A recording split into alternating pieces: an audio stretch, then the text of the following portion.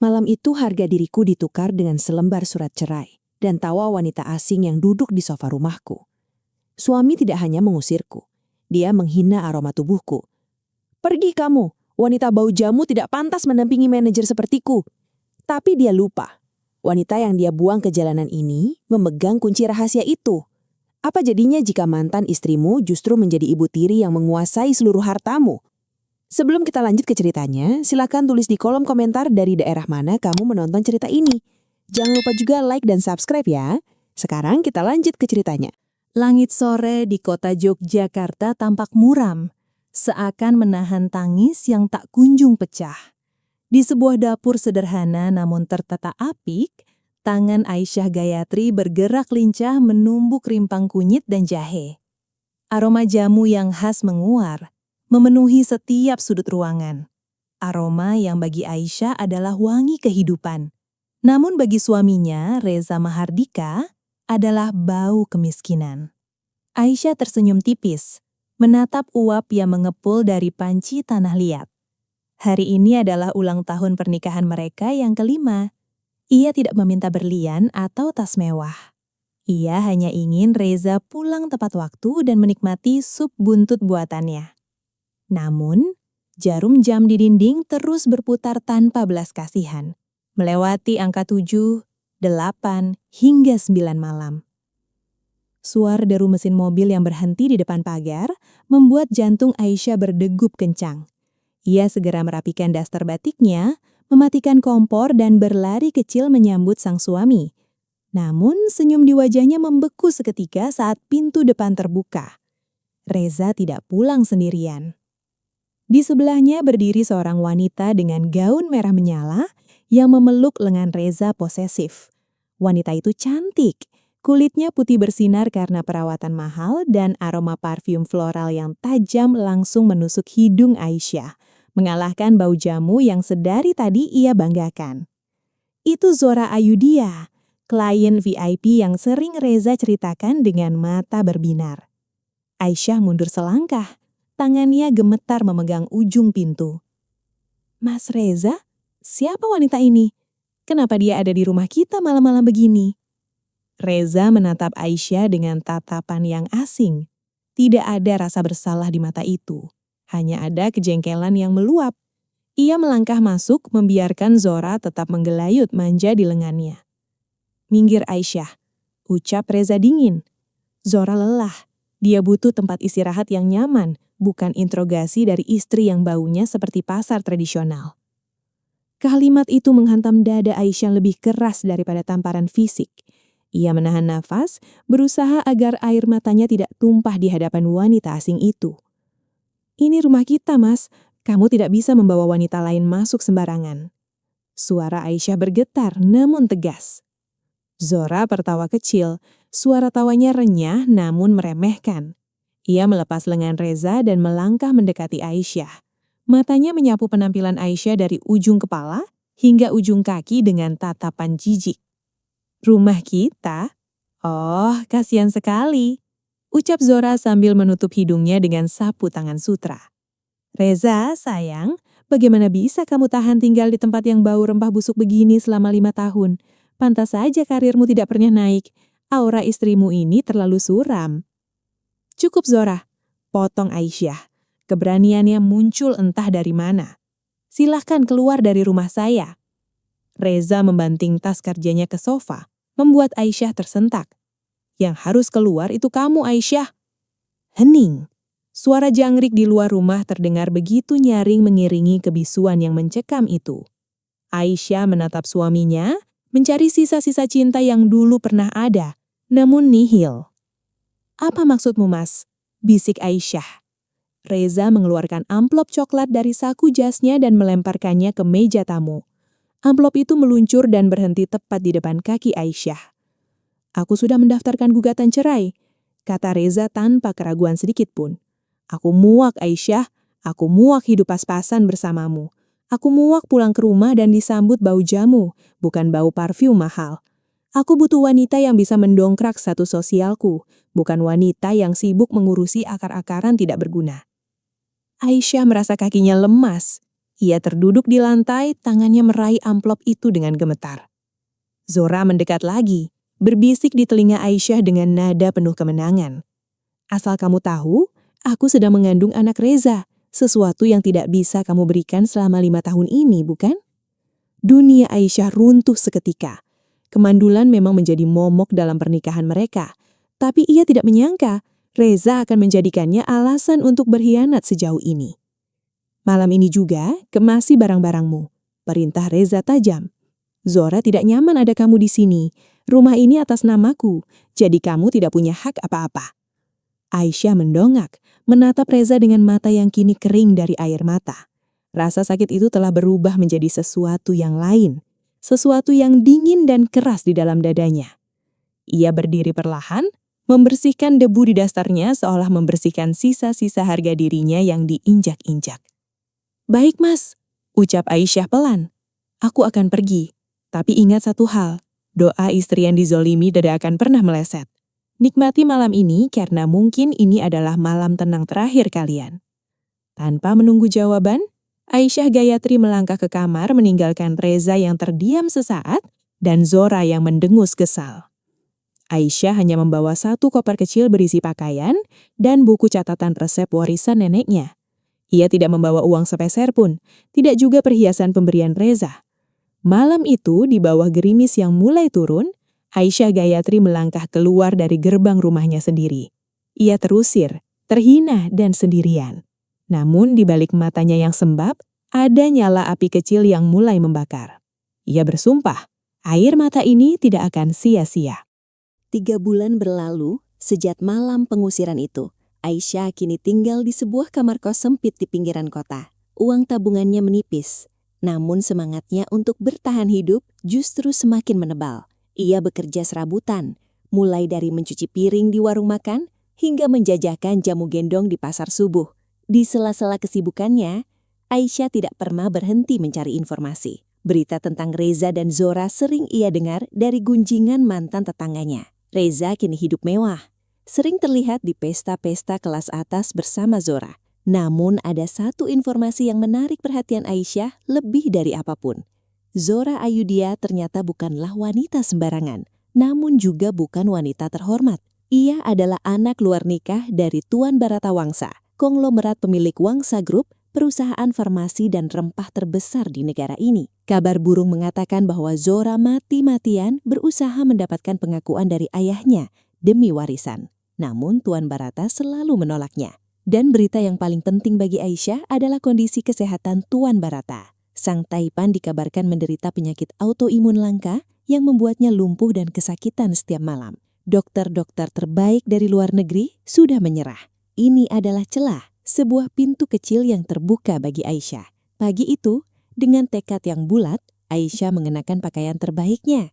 Sebuah kebaya putih sederhana namun bersih, dipadukan dengan kain batik tulis peninggalan ibunya.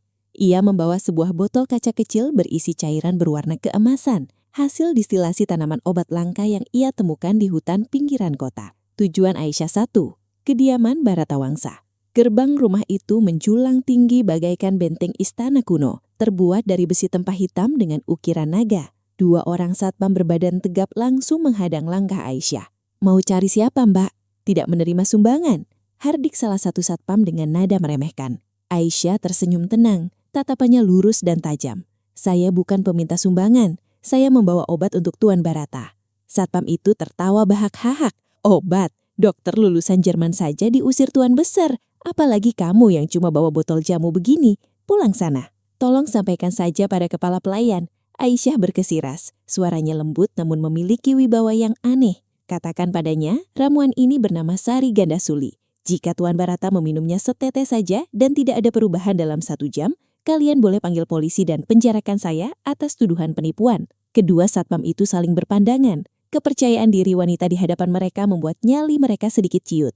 Akhirnya, salah satu satpam menghubungi rumah utama melalui radio panggil. 10 menit kemudian, gerbang besi itu terbuka perlahan. Seorang pria tua berpakaian jas rapi, Pak Dirman, sang kepala pelayan setia, muncul dengan wajah skeptis. Ia mengambil botol kecil dari tangan Aisyah, mengamatinya di bawah sinar matahari. Tuan Besar sedang dalam kondisi kritis hari ini. Rasa sakitnya tak tertahankan, ucap Pak Dirman dingin. Jika ini racun, nyawamu taruhannya. Saya pertaruhkan nyawa saya, Pak. Aisyah tidak diizinkan masuk. Ia disuruh menunggu di pos satpam, duduk di bangku kayu keras di bawah terik matahari yang mulai menyengat. 1 jam berlalu, 2 jam. Keringat mulai membasahi punggung Aisyah, namun ia tidak beranjak sedikit pun. Ia terus berzikir dalam hati, memohon keajaiban. Tepat saat matahari berada di atas kepala, Pak Dirman kembali. Kali ini wajah tuanya tampak pucat, matanya terbelalak tak percaya. Napasnya terengah-engah seolah ia baru saja berlari maraton dari rumah utama. Mbak Aisyah, panggil Pak Dirman, suaranya bergemetar hebat. Aisyah berdiri, membersihkan debu dari kain batiknya. Bagaimana, Pak? Pak Dirman menelan ludah, menatap Aisyah seolah melihat hantu. Tuan besar, beliau tertidur. Untuk pertama kalinya dalam 6 bulan terakhir, beliau tidur tanpa merintih kesakitan. Hening sejenak, angin berhembus pelan menerbangkan ujung selendang Aisyah. Beliau bangun sebentar tadi dan memerintahkan saya untuk menjemput Anda. Lanjut Pak Dirman kini membungkuk hormat, sikap yang jauh berbeda dari sebelumnya. Mari Nona Aisyah, mobil penjemputan sudah siap di dalam. Tuan Barata ingin bertemu dengan peracik obat ajaib ini. Aisyah mengangguk pelan, menyembunyikan senyum lega di balik wajah tenangnya. Saat ia melangkah melewati gerbang megah itu, ia tahu ia tidak lagi berjalan sebagai janda miskin yang terbuang. Ia sedang melangkah masuk ke medan perang baru. Di kejauhan, di sebuah kafe mewah, Reza sedang tertawa lepas bersama Zora, merayakan kehamilan palsu Zora. Mereka tidak sadar bahwa di bukit seberang sana, Aisyah baru saja meletakkan bidak pertamanya di atas papan catul kehidupan mereka. Dan bidak itu bernama Harapan. Aisyah melangkah masuk ke dalam mansion Wangsa dengan perasaan campur aduk. Kemewahan yang tersaji di depan matanya sungguh melampaui imajinasi. Lantai marmer yang dingin memantulkan bayangannya, pilar-pilar tinggi menjulang dengan ukiran emas, dan lukisan-lukisan klasik yang menatapnya dari dinding. Namun, di balik kemegahan itu, Aisyah mencium aroma yang sangat ia kenal. Aroma penyakit dan kesepian. Pak Dirman membawanya melewati lorong panjang yang sunyi, menuju sayap timur rumah. Tuan Barata sangat sensitif terhadap suara dan cahaya, Nona. Mohon jaga langkah dan bicara seperlunya. Bisik Pak Dirman sebelum membuka sebuah pintu kayu jati yang berat. Kamar itu luas namun remang-remang.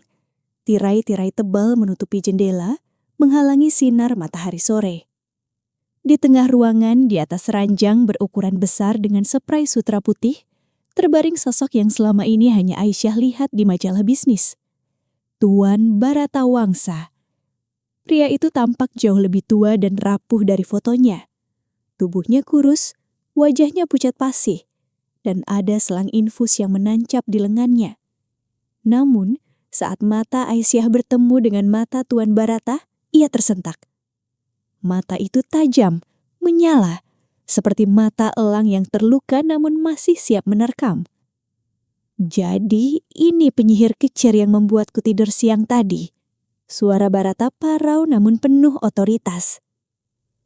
Aisyah mendekat perlahan, menundukkan kepala sebagai tanda hormat namun tidak merendahkan diri. Saya bukan penyihir, Tuan. Saya hanya seorang peracik jamu yang kebetulan mengerti bahasa tanaman. Barata tertawa kecil, namun tawa itu berakhir dengan batuk kering yang menyakitkan. Bahasa tanaman, omong kosong. Dokter-dokter lulusan Harvard bilang tubuhku menolak semua obat. Lalu kau datang dengan air keruhmu itu dan rasa sakitku hilang. Apa yang kau masukkan ke dalamnya? Opium? Hanya akar valerian, sedikit pala, dan rimpang kunci pepet yang diproses dengan suhu rendah, Tuan. Jawab Aisyah tenang. Obat kimia Tuan mungkin kuat, tapi tubuh Tuan sudah lelah berperang. Tanaman saya tidak berperang, mereka berdamai dengan sel-sel tubuh Tuan. Barata terdiam, menatap Aisyah lekat-lekat.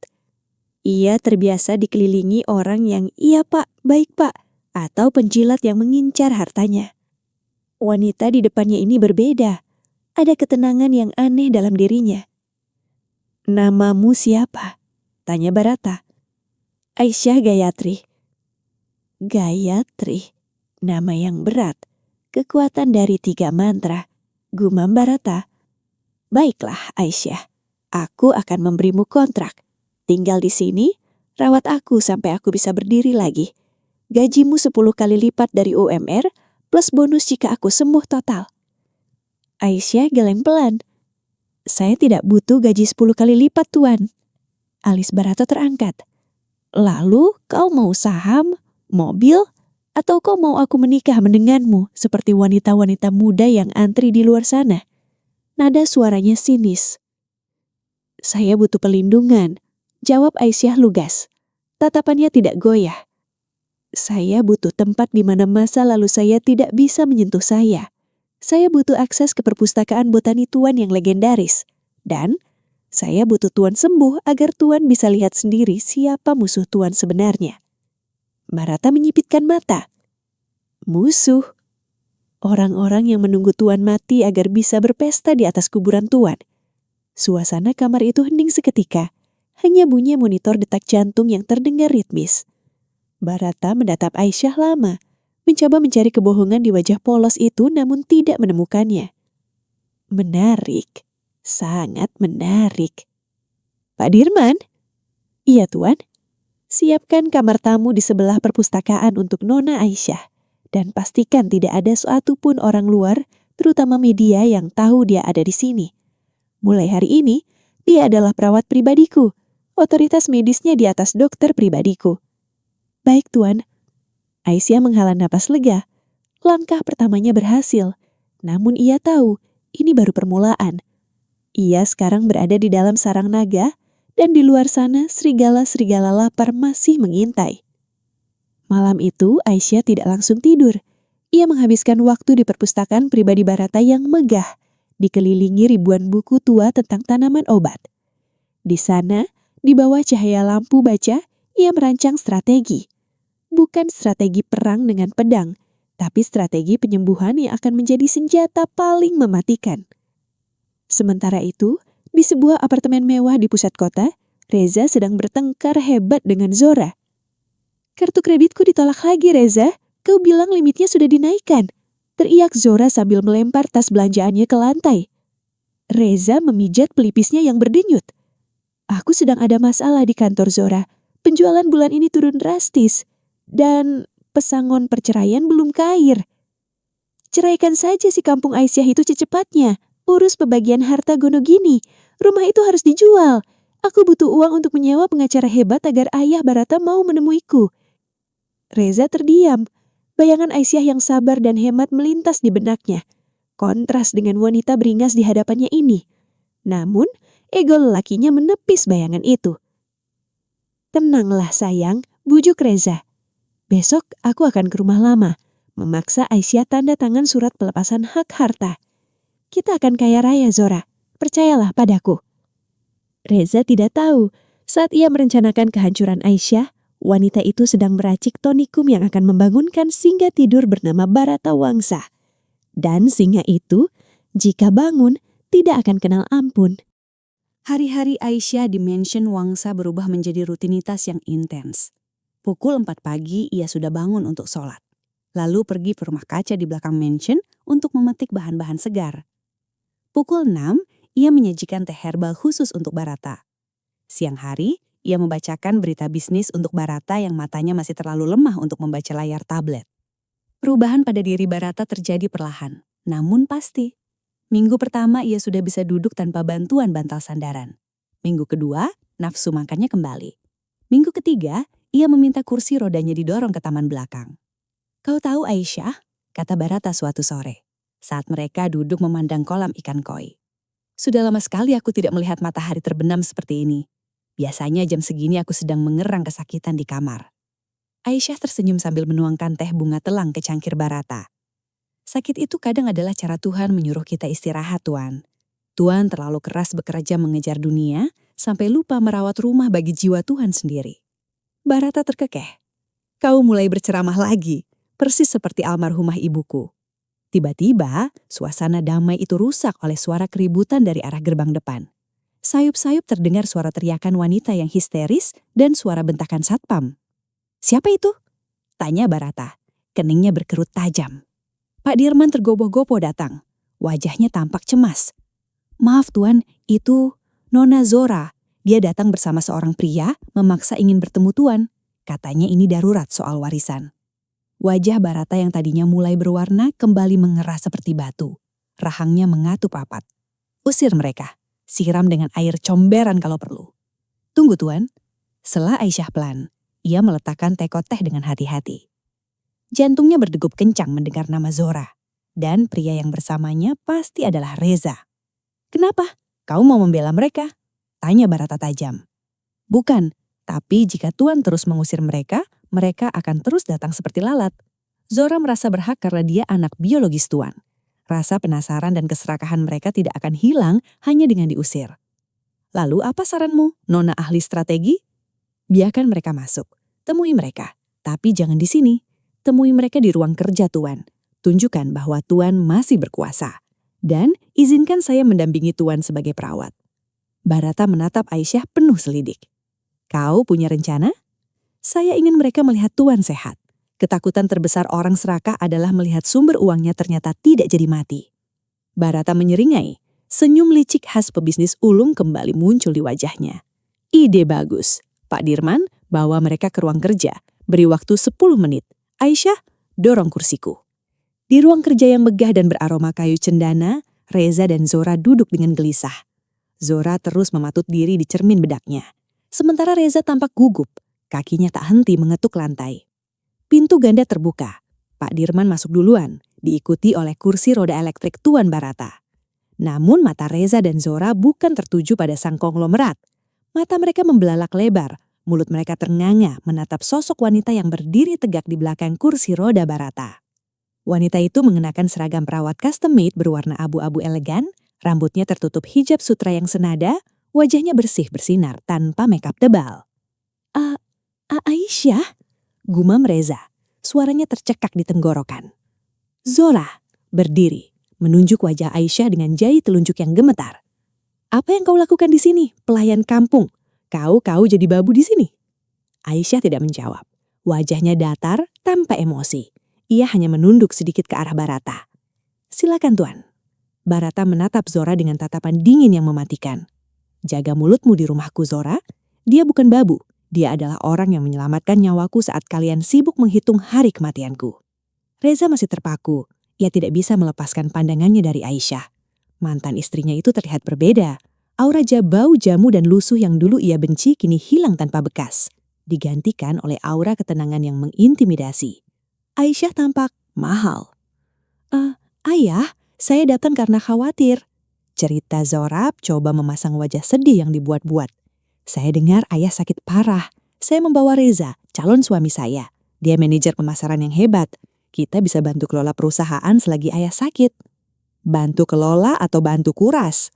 Potong Barata sinis. Dengar baik-baik, aku belum mati. Dan berkat Aisyah, aku merasa 10 tahun lebih muda. Jadi simpan air mata palsumu dan pergilah. Tapi ayah, hak warisanku bagaimana? Jerit Zora, topeng manisnya lepas seketika. Hak warisan? Barata tertawa kering. Kau anak hasil kesalahan masa laluku Zora. Saya sudah memberi kau uang bulanan yang cukup untuk hidup mewah 7 turunan. Tapi kau habiskan untuk tas dan sepatu. Kau tidak akan dapat sepeser pun saham Wangsa Group. Zora menghentakkan kaki. Wajahnya merah padam menahan marah dan malu. Ia menarik lengan Reza kasar. Ayo pulang Reza, orang tua bangka ini sudah dicuci otaknya oleh perempuan udik itu. Reza tersentak. Ia menatap Aisyah sekali lagi, berharap ada secuil sapaan atau tatapan rindu. Tapi Aisyah memalingkan wajah, sibuk membetulkan letak selimut di kaki Barata. Perlakuan itu lebih menyakitkan daripada dimaki. Aisyah menganggapnya tidak ada. Saat pintu tertutup di belakang Reza dan Zora, Barata menghela nafas panjang. Ia mengadah menatap Aisyah. Kau kenal pria itu Aisyah? Matanya tidak lepas memandangmu. Aisyah terdiam sejenak, lalu menjawab pelan. Dia hanya masa lalu yang sudah saya kubur Tuan. Mari kita kembali ke terapi sore. Barata tidak bertanya lagi, tapi otaknya yang cerdas mulai merangkai kepingan puzzle. Tatapan luka di mata Aisyah dan tatapan penyesalan di mata Reza. Sang Taikun tersenyum tipis. Ia baru saja menemukan alasan baru untuk sembuh lebih cepat. Sebuah permainan baru yang jauh lebih menarik daripada sekedar bisnis. Hai penonton yang baik hati, jika kamu menyukai cerita ini, jangan lupa like dan subscribe ya, biar aku makin semangat lanjutin ceritanya. Sekarang kita lanjutkan ceritanya. 2 bulan berlalu sejak pertemuan panas di ruang kerja Barata.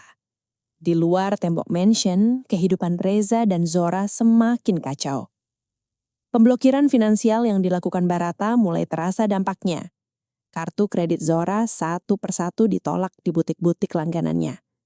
Reza, yang kini menganggur setelah dipecat karena performa kerja yang buruk akibat stres rumah tangga, terpaksa menjual mobil mewahnya untuk menutupi gaya hidup Zora yang tak mau turun kasta.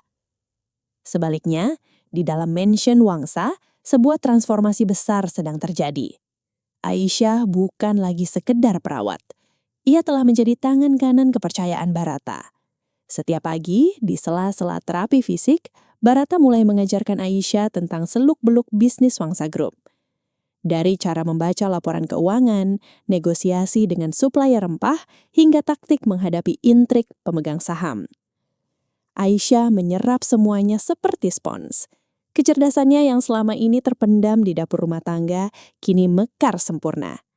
Ia memadukan logika bisnis Barata dengan filosofi alam yang ia pahami. Sabar dalam menanam, teliti dalam merawat, dan tegas saat memangkas hama. "Kau belajar cepat, Aisyah," puji Barata suatu malam saat mereka sedang memeriksa draft pidato untuk acara tahunan perusahaan. "Tapi teori saja tidak cukup. Kau butuh panggung." "Panggung apa, Tuan?"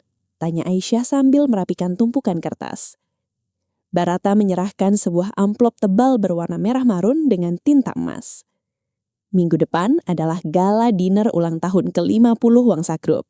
Semua elit bisnis, pejabat, dan media akan hadir, termasuk para pemegang saham yang ingin melengsarkan aku." Aisyah membaca undangan itu. "Dan Tuan ingin saya hadir sebagai perawat?" "Tidak," Barata tersenyum penuh arti. "Aku ingin kau hadir sebagai pendampingku, bukan di belakang kursi roda, tapi berdiri di sampingku. Kita akan buat kejutan." Aisyah tertegun. "Tapi Tuan, orang-orang akan bergunjing." "Biarkan mereka bergunjing. Gunjingan adalah promosi gratis. Lagi pula, aku punya satu tugas khusus untuk momalan itu. Ada hama yang akan mencoba menyusup masuk. Aku butuh kau untuk menanganinya dengan caramu yang elegan." Aisyah menatap mata Barata dan mengerti siapa hama yang dimaksud. Sementara itu, di sebuah apartemen sewaan yang sempit, Zora sedang membanting ponselnya ke sofa. "Sialan, ayah benar-benar memblokir namaku dari daster tamu gala dinner itu." Reza yang kini menganggur setelah dipecat karena performa kerja yang buruk akibat stres rumah tangga, terpaksa menjual mobil mewahnya untuk menutupi gaya hidup Zora yang tak mau turun kasta. "Sudahlah Zora, kita tidak perlu datang. Kita sudah tidak punya uang untuk beli gaun atau sewa jas. Lebih baik kita hemat sisa uang penjualan mobil untuk makan bulan depan." "Hemat?" teriak Zora, matanya melotot nyaris keluar. "Tidak Reza, kau pikir aku wanita murahan yang makan di warteg? Tidak Reza, gala dinner itu kesempatan terakhirku. Semua direksi akan kumpul di sana. Aku akan buat keributan. Aku akan teriak di depan wartawan kalau Barata menelantarkan anak kandungnya yang sedang hamil." Reza mematikan rokoknya dengan kasar. "Hamil? Kau masih mau pakai kebohongan itu? Perutmu masih rata, Zora. Orang-orang tidak bodoh." "Peduli setan," Zora menyambar tasnya. "Kalau kau tidak mau ikut, terserah. Aku akan pergi sendiri. Tapi ingat, kalau aku berhasil dapat warisan, kau tidak mau minta 1 sen pun." Reza menatap punggung Zora yang menghilang di balik pintu. Rasa muak mulai merayapi hatinya, bercampur dengan penyesalan yang semakin dalam. Ia teringat wajah tenang Aisyah. Dulu, seberat apapun masalah di kantor, senyum Aisyah dan secangkir teh hangat selalu bisa meredakannya. Sekarang, hanya ada teriakan dan tuntutan. "Aku harus bertemu Aisyah," gumam Reza pada dirinya sendiri. "Aku harus minta maaf. Siapa tahu dia masih punya perasaan padaku." Dengan tekad yang didorong oleh keputusasaan, Reza bangkit. Ia tahu ia tidak diundang, tapi ia tahu celah keamanan hotel tempat acara itu digelar. Ia mantan manajer pemasaran yang sering mengadakan event di sana. Ia akan menyusup masuk bukan untuk Zora, tapi untuk mencari Aisyah. Malam gala dinner tiba. Ballroom Hotel Grand Royal disulap menjadi lautan kemewahan. Lampu kristal raksasa menggantung megah.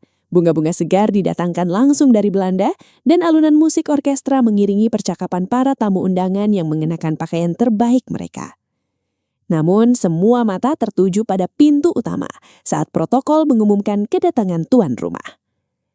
Hadirin sekalian, Tuan Barata Wangsa. Pintu terbuka, tidak ada kursi roda. Tuan Barata berjalan dengan tegap meski bertumpu pada sebuah tongkat kayu eboni. Ia mengenakan setelan jas tuxedo hitam yang membalut tubuhnya yang kini tampak lebih besar. Dan di sebelahnya, mengganding lengannya dengan anggun adalah Aisyah Gayatri. Malam itu, Aisyah menjelma menjadi bidadari. Ia mengenakan gaun panjang berbahan beludru hijau zamrud yang sopan namun sangat mewah. Serasi dengan hijab sutra berwarna emas lembut. Wajahnya dipoles makeup natural yang menonjolkan kecantikan aslinya yang meneduhkan. Tidak ada lagi jejak wanita penjual jamu gendong. Yang ada adalah sosok ratu yang siap mendampingi sang raja. Bisik-bisik langsung berdengung di seluruh ruangan bagai lebah. Kilatan lampu kamera wartawan menyambar-nyambar membutakan mata. Siapa wanita itu? Cantik sekali. Apa dia istri barunya? Bukankah Barata sakit keras? Kenapa dia terlihat segar bugar? Barata tersenyum bangga, menepuk pelan tangan Aisyah di lengannya. Siap untuk pertunjukan, Nona Gayatri? Siap, Tuan. Bisik Aisyah. Matanya menyapu kerumunan dengan tenang, mencari tanda-tanda bahaya. Dan bahaya itu datang lebih cepat dari dugaan. Dari arah pintu samping, terdengar keributan. Zora dengan gaun merah menyala yang terlalu ketat dan belahan dada rendah, menerobos barikade keamanan sambil berteriak-teriak. Ayah, ayah, kenapa kau lakukan ini padaku?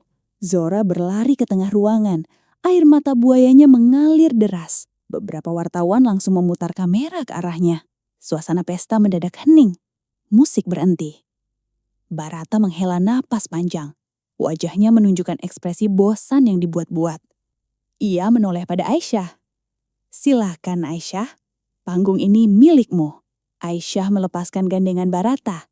Ia melangkah maju perlahan. Gaun hijau zamrudnya menyapu lantai marmer dengan suara swish yang lembut. Ia berdiri tepat di hadapan Zora, menghalangi pandangan Zora ke arah Barata. Minggir kau pelayan, desis Zora. Matanya nyalang penuh kebencian. Aisyah tersenyum tipis, sangat tipis namun menusuk. Ia mengambil mikrofon dari tangan MC yang terpaku di dekatnya. Suaranya menggema jernih di seluruh ballroom. Selamat malam, Nona Zora. Mohon maaf, acara ini khusus untuk keluarga dan rekan bisnis yang terhormat. Tidak ada slot untuk drama opera sabun murahan. Keluarga? Zora tertawa histeris. Aku darah dagingnya. Tahu siapa? Gundik, pelacur yang dibayar dengan obat kuat, gumam kaget terdengar dari para tamu. Kata-kata kasar itu tidak pantas diucapkan di acara sekelas ini. Aisyah tidak marah. Ia justru melangkah lebih dekat, menatap Zora dengan tatapan kasihan. Saya, ucap Aisyah tenang namun tegas, adalah orang yang membersihkan kotoran Tuan Barata saat dia sakit, menyuapinya makan saat tangannya gemetar, dan mendengarkan keluh kesahnya saat anak kandungnya sibuk berbelanja dengan uang keringatnya. Darah memang membuatmu punya hubungan biologis, Zora, tapi loyalitas dan pengorbananlah yang menjadikan seseorang keluarga. Omong kosong. Zora mengangkat tangan, hendak menampar wajah Aisyah. Namun tangan itu berhenti di udara. Bukan ditahan oleh Aisyah, tapi ditahan oleh sebuah tangan kekar yang muncul dari kerumunan. Reza. Reza berdiri di sana, mencengkram pergelangan tangan Zora dengan kuat. Wajahnya pucat, matanya menatap Aisyah dengan campuran rasa malu, kagum, dan putus asa. Hentikan Zora, suara Reza parau. Kau mempermalukan dirimu sendiri. Zora menoleh kaget. Reza? Kau membela dia? Aisyah menatap Reza. 1 detik mata mereka bertemu. Aisyah melihat Reza yang berantakan. Jasnya lusuh, wajahnya kusam, matanya redup. Jauh berbeda dengan pria sombong yang mengusirnya 3 bulan lalu. Terima kasih Pak Reza, ucap Aisyah dingin, menggunakan kata Pak yang menciptakan jarak 1000-an kilometer di antara mereka. Security, tolong antar tamu-tamu ini keluar. Berikan mereka bingkisan makanan. Sepertinya mereka butuh asupan gizi lebih daripada asupan drama. 2 orang security bertubuh besar langsung menyeret Zora yang meronta-ronta dan memaki. Reza melepaskan tangan Zora, lalu menatap Aisyah sekali lagi. Aisyah, aku. Reza mencoba berbicara. Aisyah berbalik badan, memunggungi Reza dan kembali berjalan menuju Barata yang menunggunya dengan senyum puas. Kibasan gaun Aisyah seolah menampar wajah Reza untuk terakhir kalinya. Malam itu, Aisyah tidak hanya memenangkan hati para tamu undangan. Ia juga memenangkan sebuah perang tanpa harus mengangkat senjata. Ia menghancurkan mental musuhnya hanya dengan ketenangan. Namun Barata belum selesai. Ia mengambil mikrofon dari tangan Aisyah. Hadirin sekalian, drama kecil tadi adalah pengingat betapa pentingnya memilih orang yang tepat di sisi kita. Malam ini, saya ingin mengumumkan 2 hal penting. Pertama, saya kembali memimpin Wangsa Group secara penuh. Tepuk tangan meriah membahana. Dan kedua, Barata menoleh pada Aisyah. Takapannya melembut. Saya ingin memperkenalkan calon istri saya, sekaligus direktur operasional baru Wangsa Group, Aisyah Gayatri. Ruangan itu meledak. Aisyah terbelalak. Ia menatap Barata kaget. Ini tidak ada dalam skenario. Tuan, bisik Aisyah. Barata bisik balik, hanya bisa didengar oleh Aisyah.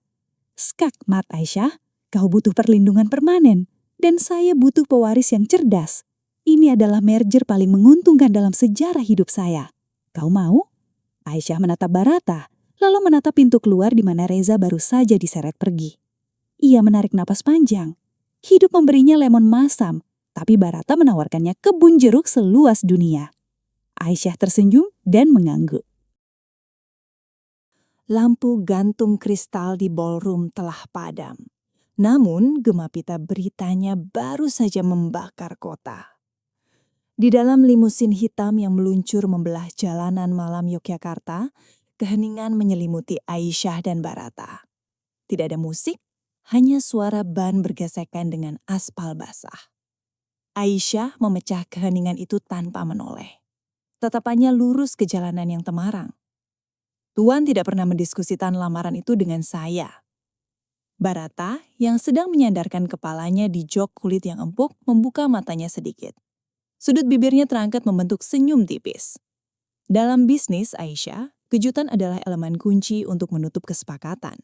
Jika aku bertanya dulu padamu, kau pasti akan menolak dengan 1000 alasan tentang kepantasan dan norma sosial. Ini bukan bisnis, Tuan. Ini pernikahan. Sesuatu yang sakral. Sanggah Aisyah, nadanya datar namun memendam kecewa. Barata menegakkan duduknya. Ia memutar tubuhnya menghadap Aisyah, menatap wanita itu dengan serius. Dengar Aisyah, aku sudah tua. Fisikku mungkin membaik berkat ramuanmu, tapi waktuku tidak banyak. Aku butuh seseorang yang bisa menjaga warisanku dari serigala-serigala lapar, termasuk anak kandungku sendiri. Dan kau butuh benteng pertahanan. Barata menghela nafas lalu melanjutkan dengan suara lebih lembut. Cinta yang menggebu-gebu itu mainan anak muda seperti Reza dan Zora. Lihat kemana cinta membawa mereka? Kehancuran. Yang kita miliki lebih kuat dari cinta, Aisyah. Kita punya rasa hormat. Kita punya visi yang sama. Dan yang terpenting, kita sama-sama pernah dikhianati oleh orang yang kita percaya. Aisyah terdiam. Kata-kata Barata menohok tepat di jantung logikanya. Ia melihat pantulan wajahnya di kaca jendela mobil. Wajah itu bukan lagi wajah istri penurut yang naif. Itu adalah wajah seorang penyintas. Apakah saya boleh tetap meracik jamu, Tuan? Tanya Aisyah akhirnya. Kau boleh meracik racun sekalipun asalkan itu membuatmu bahagia. Jawab Barata cepat. Kau akan menjadi nyonya besar, kau punya kuasa mutlak. Aisyah menoleh, menatap mata tua Barata yang lelah namun penuh harap. Perlahan ia mengangguk, baiklah. Saya terima tawaran merger ini, Tuan, tapi dengan satu syarat. Jangan pernah membohongi saya. Sekali saja Tuan berkhianat, saya akan pergi. Dan kali ini saya akan membawa seluruh rahasia perusahaan Tuan. Barata tertawa lepas, tawa yang sehat dan renyah. Itu baru calon istriku. Sepakat. Sementara itu, di sisi lain kota yang gelap, suasana yang bertolak belakang sedang terjadi. Di dalam sebuah taksi online yang bau rokok, Zora menjerit histeris sambil memukuli lengan Reza. Gara-gara kamu yang lembek, kita diusir seperti anjing kurap. teriak Zora. Air matanya melunturkan maskara tebalnya hingga wajahnya tampak seperti badut yang menyeramkan. Reza menepis tangan Zora dengan kasar. Diam Zora, kau yang membuat keributan. Kalau kau bisa menahan mulutmu sedikit saja, mungkin kita masih bisa bicara baik-baik dengan Barata. Bicara baik-baik? Zora mendengus cicik. Dia mau menikahi mantan istrimu. Mantan istrimu yang kampungan itu akan jadi ibu tiriku. Kau sadar tidak betapa memalukannya ini? Reza memijat kepalanya yang pening. Bayangan Aisyah di atas panggung tadi terus menghantuinya. Gaun hijau zamerut, wibawa yang tenang dan tatapan dingin itu. Aisyah terlihat begitu berharga, begitu tak terjangkau. Bagaimana bisa ia dulu membuang berlian demi memungut batu kerikil yang berisik ini? Turunkan aku di sini, kata Reza tiba-tiba pada sopir taksi. Apa? Ini tengah jalan Reza, jerit Zora. Aku muak denganmu, desis Reza. Aku muak dengan suaramu, dengan gaya hidupmu, dengan semua kepalsuanmu. Pulanglah sendiri ke apartemen sempit itu. Aku tidak mau melihatmu lagi malam ini. Taksi berhenti. Reza keluar membanting pintu sekuat tenaga meninggalkan Zora yang berteriak-teriak memaki nama hewan. Reza berdiri di trotoar, diguyur gerimis menatap baliho besar di seberang jalan yang menampilkan iklan produk Wangsa Group. Hatinya hancur bukan karena ia kehilangan duit, tapi karena ia sadar ia baru saja melihat wanita yang paling tulus mencintainya terbang tinggi meninggalkan ia di kubangan lumpur yang ia buat sendiri.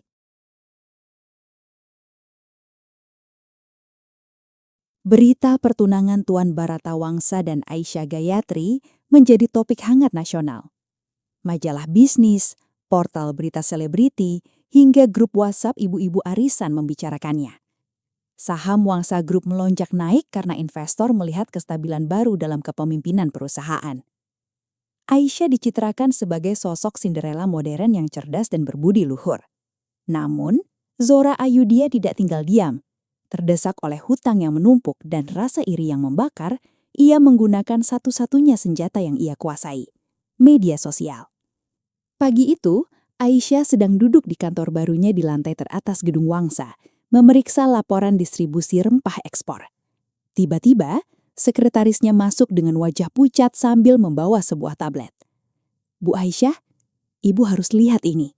Ini sedang trending nomor 1 di Twitter dan TikTok, kata sekretaris itu ragu-ragu. Aisyah mengambil tablet itu. Di layar, terpampang wajah Zora yang sedang melakukan live streaming sambil menangis terseduh-seduh. Judul videonya sangat provokatif. Membongkar kedok ibu tiri, penggunaan ilmu hitam dan obat terlarang untuk menguasai ayahku. Dalam video itu, Zora bercerita dengan narasi yang diputar balikan.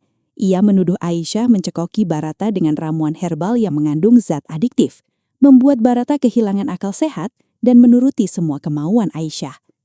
Zora juga memfitnah bahwa Aisyah menggunakan guna-guna pelet dari desa untuk memikat lelaki tua kaya raya.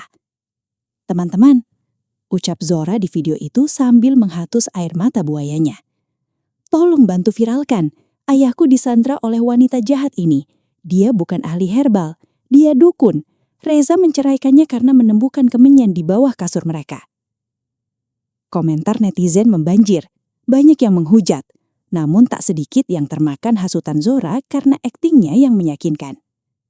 Aisyah meletakkan tablet itu dengan tenang di meja. Wajahnya tidak menunjukkan kemarahan, hanya sedikit kerutan di dahi. Apa perlu kita panggil tim hukum untuk men-take down video ini, Bu? Tanya sekretarisnya cemas. Jangan, jawab Aisyah dingin. Kalau kita hapus, netizen akan berpikir itu benar. Biarkan videonya naik.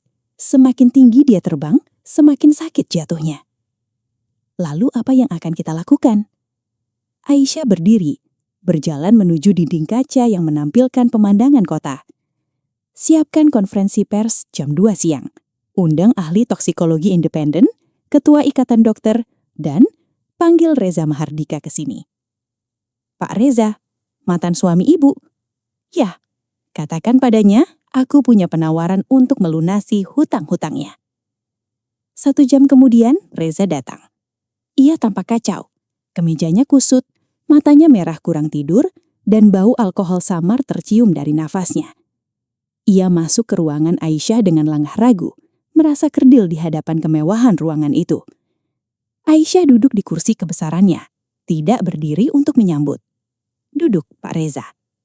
Reza duduk di kursi tamu, meremas tangannya sendiri. "Aisyah, soal video Zora, aku tidak tahu menau. Aku bersumpah, itu semua bohong. Aku tidak pernah bilang kau pakai dukun. Aku tahu, aku memanggilmu bukan untuk mendengar sumpah serapahmu. Aku memanggilmu untuk memberimu pilihan." Aisyah menyodorkan sebuah map. Ini adalah bukti transfer Zora ke beberapa akun gosip bayaran. Dan ini adalah hasil lab resmi rumah sakit yang menyatakan Tuan Barata bersih dari zat adiktif apapun.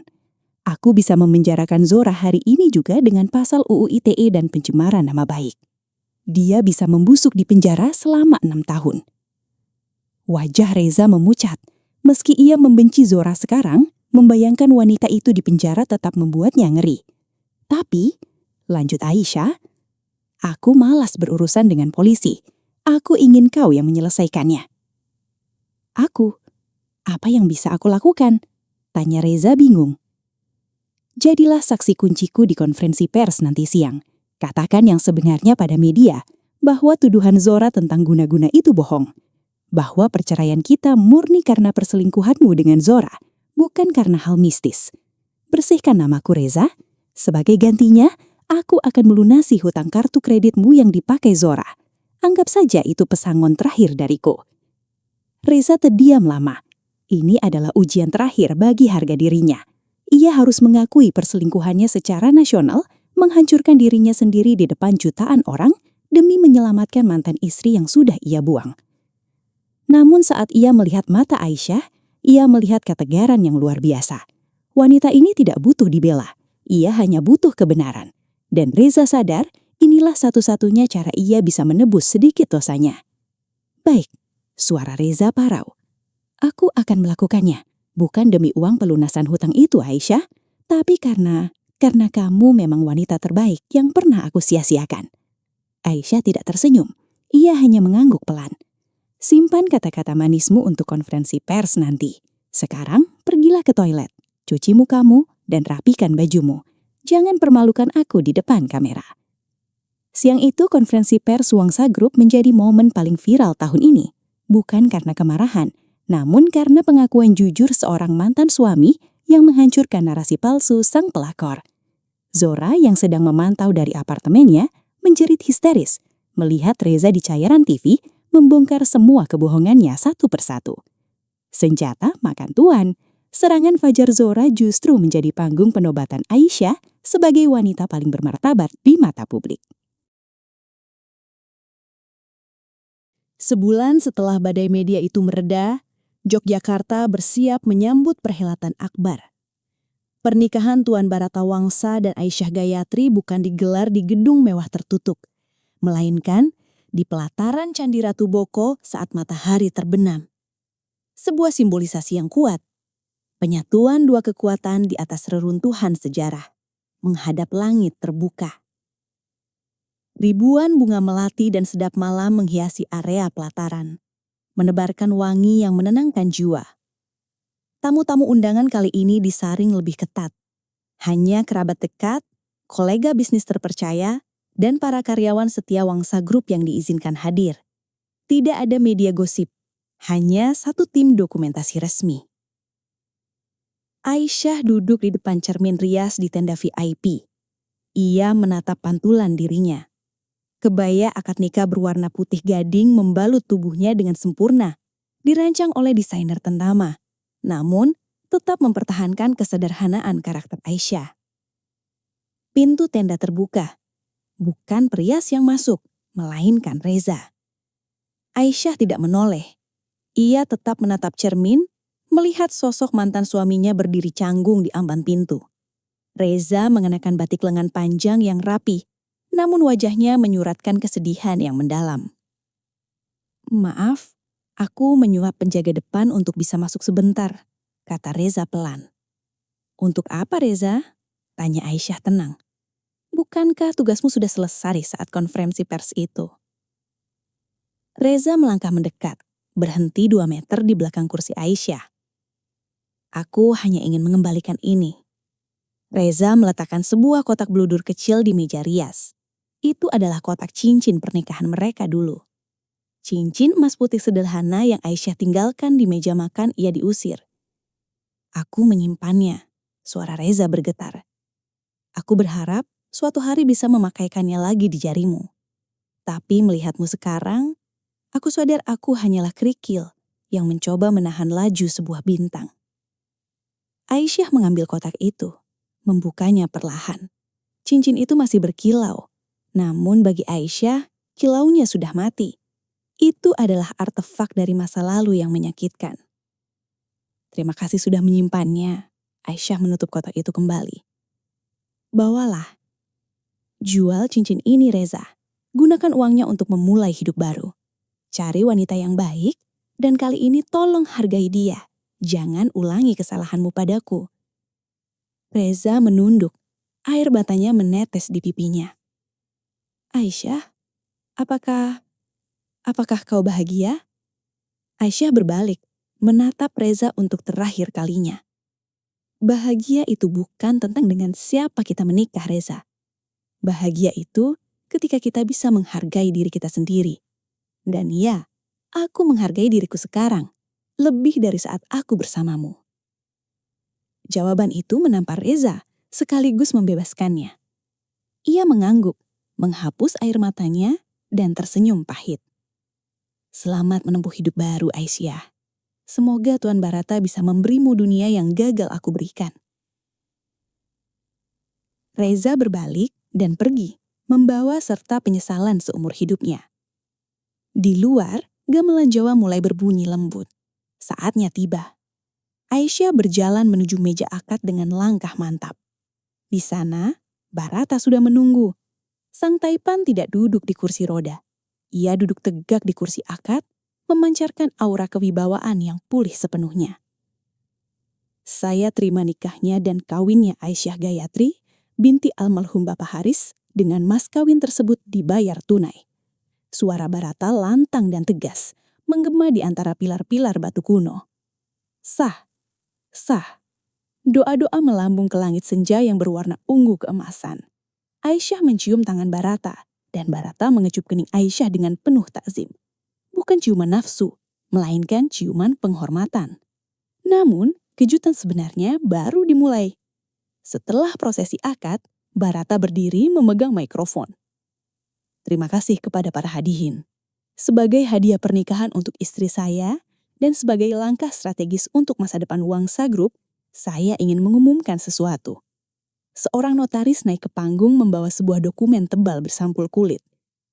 Mulai hari ini, lanjut Barata, saya menyerahkan 60% saham kepemilikan saya di Wangsa Group kepada Aisyah Gayatri Wangsa. Dan lebih dari itu, saya menyerahkan hak paten resep rahasia keluarga, Kitab Sasmita, sepenuhnya ke tangan Aisyah. Hening, semua tamu menganga. Memberikan saham mungkin wajar, tapi memberikan kitab Sasmita, itu nyawa perusahaan. Resep-resep kuno yang nilainya triliunan rupiah. Aisyah bukan hanya istri saya, kata Barata sambil menatap Aisyah bangga. Dia adalah penjaga warisan yang sejati. Di tangannya, resep-resep ini akan menyembuhkan, bukan hanya menghasilkan uang. Aisyah menatap dokumen di tangannya dengan tangan gemetar. Ia tidak menyangka Barata akan memberikan kepercayaan sebesar ini. Ini bukan hadiah, ini adalah tanggung jawab raksasa. Di sudut tergelap area parkir jauh dari keramaian pesta, sebuah mobil sedan tua terparkir. Di dalamnya, Zora menatap siaran live streaming pernikahan itu dari ponselnya dengan tatapan kosong. Sialan, desisnya lirih. Sialan, dia mengambil semuanya. Uangnya, ayahnya, perusahaannya. Zora merogoh tasnya, mengeluarkan sebuah botol kecil berisi cairan bening. Bukan air mineral, tapi bensin. Matanya berkilat dengan kegilaan. Kalau aku tidak bisa memilikinya, tidak ada yang boleh memilikinya. Gumam Zora. Ia menyalakan mesin mobilnya, menginjak pedal gas dalam-dalam, mengarahkan moncong mobilnya ke arah gerbang masuk Candir Hatuboko. Malam yang seharusnya penuh kebahagiaan itu, sebentar lagi akan berubah menjadi lautan api jika takdir tidak segera bertindak. Hai penonton yang baik hati, jika kamu menyukai cerita ini, jangan lupa like dan subscribe ya, biar aku makin semangat lanjutin ceritanya.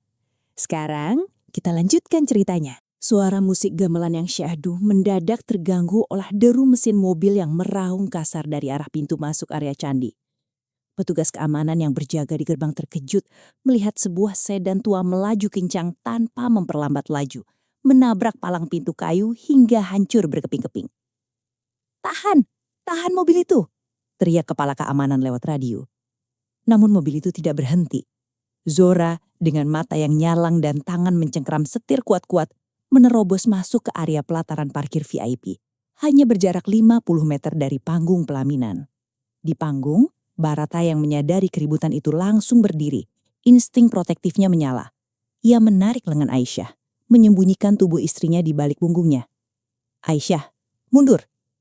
Mobil sedan itu memekik saat Zora membanting setir, melakukan manuver gila, mencoba mencari celah untuk menabrakkan diri ke tiang utama panggung.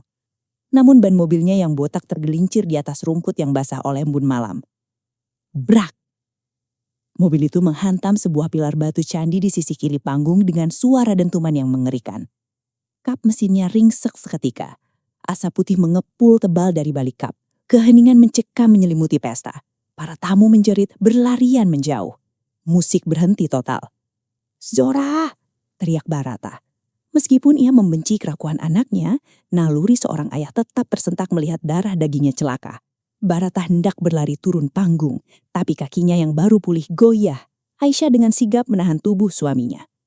"Tuan, jangan, itu berbahaya. Biarkan keamanan yang menanganinya." Benar saja. Dari dalam mobil yang ringsek itu, pintu pengemudi terbuka dengan paksa. Zora merangkat keluar. Wajahnya berdarah karena terbentur setir. Gaunnya robek-robek.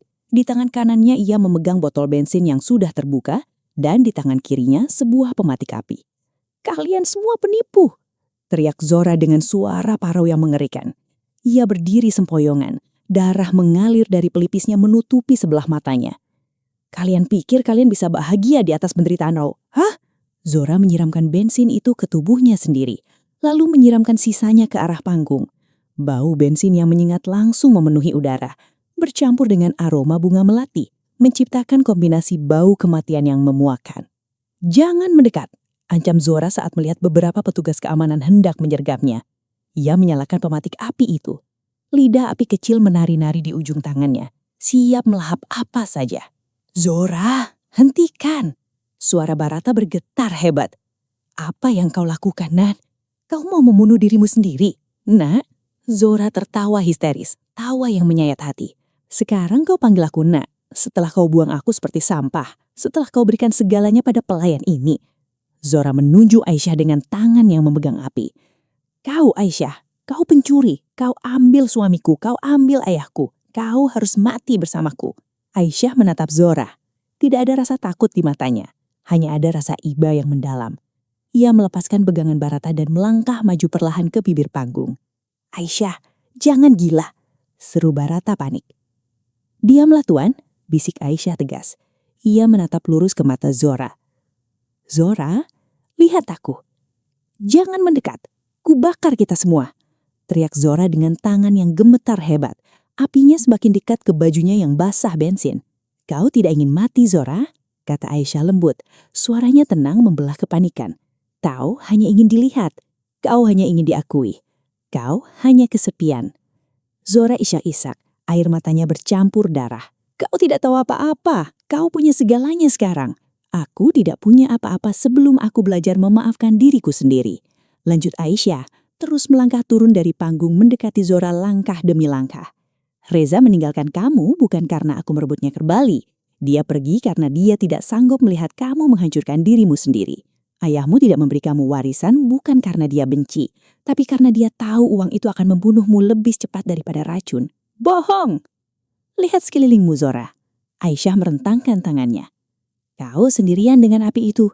Apakah ini yang kau mau? Berakhir menjadi abu yang dilukakan orang besok pagi? Atau kau mau meletakkan pematik api itu dan mulai hidup sebagai manusia, bukan sebagai bayang-bayang ayahmu?" Jarak mereka kini tinggal 2 meter. Bau bensin begitu menyengat di hidung Aisyah. Satu gerakan salah, Aisyah juga akan terbakar. Tangan Zora gemetar semakin hebat.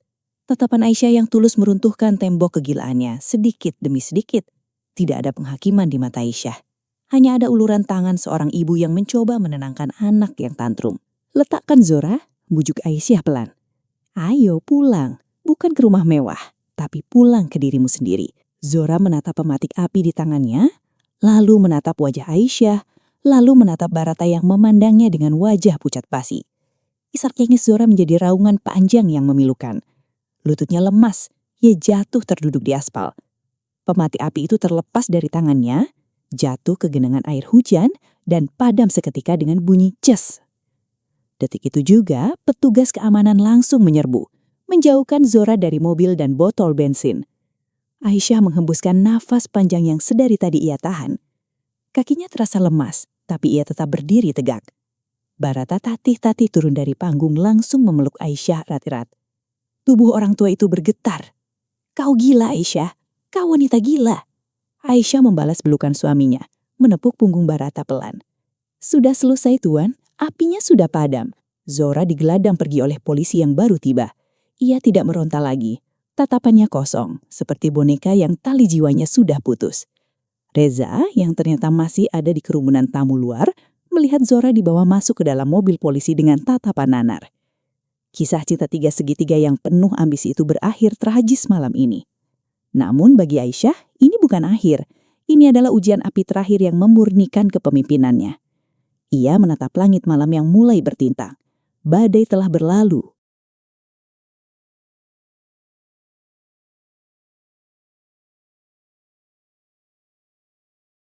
6 bulan setelah malam penuh api di Ratu Boko, Wangsa Group memasuki era keemasan baru di bawah kepemimpinan duet Barata dan Aisyah. Bukan lagi perusahaan kaku yang hanya mengejar profit. Kini, Wangsa Group dikenal sebagai pionir green pharmacy yang memadukan teknologi modern dengan kearifan lokal. Aisyah duduk di ruang kerjanya yang baru, ruangan yang dulunya milik direktur operasional lama yang korup. Dinding kerja ruangan itu kini dipenuhi pot-pot tanaman herbal vertikal, memberikan nuansa segar dan hidup. Di mejanya, tertumpuk proposal kerjasama dari perusahaan farmasi Eropa yang tertarik dengan paten-paten dari kitab Sasmita yang telah dimodernisasi oleh tim riset Aisyah. Pintu ruangan diketuk pelan. Sekretarisnya masuk membawa nampan berisi teh herbal dan surat kabar hari ini. "Selamat pagi, Bu Aisyah. Ada surat pribadi untuk Ibu tanpa nama pengirim, tapi stempel posnya dari lembaga pemasyarakatan," kata sekretaris itu sambil meletakkan amplop putih kumal di meja. Aisyah meletakkan pulpennya. Ia tahu dari siapa surat itu. Zora divonis 2 tahun penjara atas percobaan pembakaran dan pengancaman, ditambah hukuman rehabilitasi mental. Aisyah membuka amplop itu dengan hati-hati. Tulisan tangannya berantakan. Ditulis dengan pensil tumpul. "Aisyah, aku tidak akan minta maaf, karena kata maaf tidak cukup membayar kegilaanku. Di sini, di sel sempit ini, aku punya banyak waktu untuk berpikir. Kau benar, aku selama ini mengejar bayangan. Aku ingin jadi putri raja, tapi aku lupa menjadi manusia. Terima kasih sudah memadamkan apiku malam itu. Kalau kau tidak ada, aku pasti sudah jadi abu di neraka. Jangan kunjungi aku malu. Tapi tolong, sampaikan pada ayah, aku sedang belajar merajut. Konyol kan? Tangan yang dulu cuma bisa gesek kartu kredit, sekarang bikin taplak meja. Semoga kau bahagia dengan kerajaanmu. Zora." Aisyah tersenyum tipis, melipat surat itu dan menyimpannya di laci terkunci. Ia lega. Zora, meski lambat, sedang menyembuhkan dirinya sendiri. Sore harinya, Aisyah pulang ke mansion Wangsa. Rumah besar itu kini terasa lebih hangat. Tidak ada lagi suasana suram seperti rumah hantu. Terdengar suara tawa anak-anak kecil dari taman belakang. Anak-anak panti asuhan yang rutin diundang Barata untuk belajar berkebun setiap akhir pekan. Aisyah menemukan Barata sedang duduk di kursi taman, memegang tongkatnya, mengawasi anak-anak itu menanam bibit jahe. Wajah Barata tampak damai. Kerutan di dahinya seolah hilang disapu angin sore. "Assalamualaikum suamiku," sapa Aisyah sambil mencium tangan Barata. "Waalaikumsalam, Nyonya Direktur. Goda Barata. Bagaimana hari ini? Berapa triliun yang kau hasilkan? Hanya beberapa miliar, tapi aku berhasil meyakinkan investor Jerman untuk tidak menebang hutan lindung demi lahan pabrik, jawab Aisyah sambil duduk di bangku taman di sebelahnya. Barata mengangguk bangga. Kau tahu Aisyah, dulu aku pikir warisan itu adalah uang dan gedung, tapi melihatmu memimpin, melihat Zora yang mulai sadar di penjara, dan melihat anak-anak ini, aku sadar, warisan sejati adalah nilai yang kita tanam. Aisyah menyandarkan kepalanya di bahu Barata. Dan tanaman butuh waktu untuk tumbuh, Tuan. Kita baru saja mulai menanam. Dari kejauhan, di balik pagar mansion, seorang pria dengan jaket ojek online lusuh itu menghentikan motornya sejenak. Ia membuka helmnya, menampakkan wajah yang mulai keriput dan lelah. Reza. Reza menatap ke dalam taman, melihat Aisyah tertawa bahagia di samping Barata. Tidak ada lagi rasa cemburu atau sakit hati di dada Reza. Yang ada hanyalah rasa ikhlas yang melegakan. Ia melihat Aisyah berada di tempat yang seharusnya, di puncak, dicintai, dan dihargai. Bahagialah Aisyah, bisik Reza pada angin. Ia menyalakan mesin motornya, kembali membelah jalanan kota, menjemput rezeki halalnya yang sedikit namun berkah. Ia tidak lagi mengejar bayangan kemewahan. Ia mulai belajar mensyukuri apa yang ada. Pelajaran mahal yang ia dapatkan dari kehilangan wanita terbaik dalam hidupnya. Matahari terbenam di ufuk barat, menyisakan semburat jingga yang memeluk mansion Wangsa. Cerita tentang pengkhianatan, dendam, dan perebutan harta itu telah berakhir. Namun kisah tentang penyembuhan, pengampunan, dan cinta yang dewasa baru saja bersemai, tumbuh subur dari akar yang kuat, menembus tanah keras hidup.